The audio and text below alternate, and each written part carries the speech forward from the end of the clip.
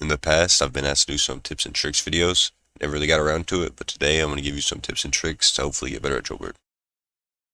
Now, whenever you want to barricade smartly, you do not want to close yourself in an entire room like this. There's no way, like, I can look out this window, but really I'm just trapped in here.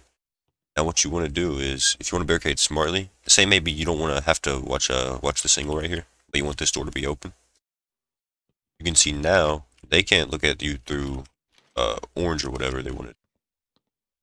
You can just hold back here or something.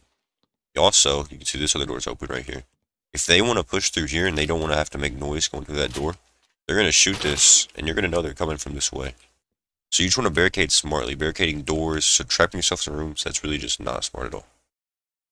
Another thing you want to do is never melee barricades. If you're meleeing barricades, you can easily get shot while you're doing it, or especially if you're prone in meleeing barricades, it can be really bad.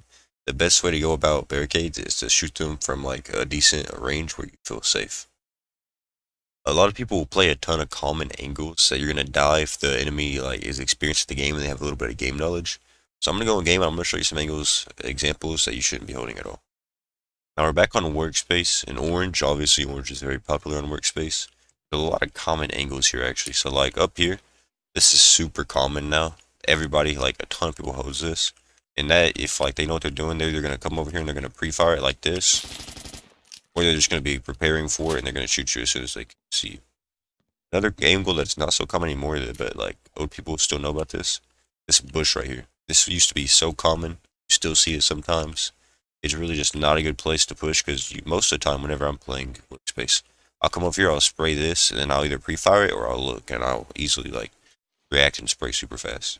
I would just stay away from very common angles. The best way to tell if it's a common angle is to just look at other people on your team, see how they play, and if you see like repeating people playing the same areas, just don't play them.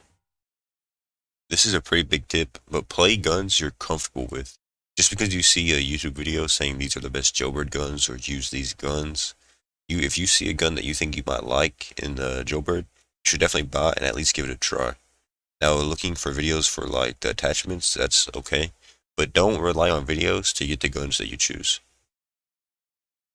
Now this tip is pretty basic, but do not camp in corners.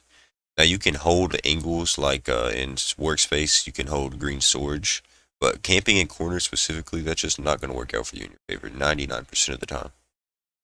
This is also a pretty basic one, but you might not think about it. It's to not prone. You really should not be proning almost at all in Jailbird, except for if you're in the middle of a fight or if you know where they are. If I'm holding green storage and I know someone's in orange and I want to hold from the door, I can prone there and watch it. But if you have no idea where nobody is, you should not be proning at all. Just, you could easily die. It's super slow, not worth it at all.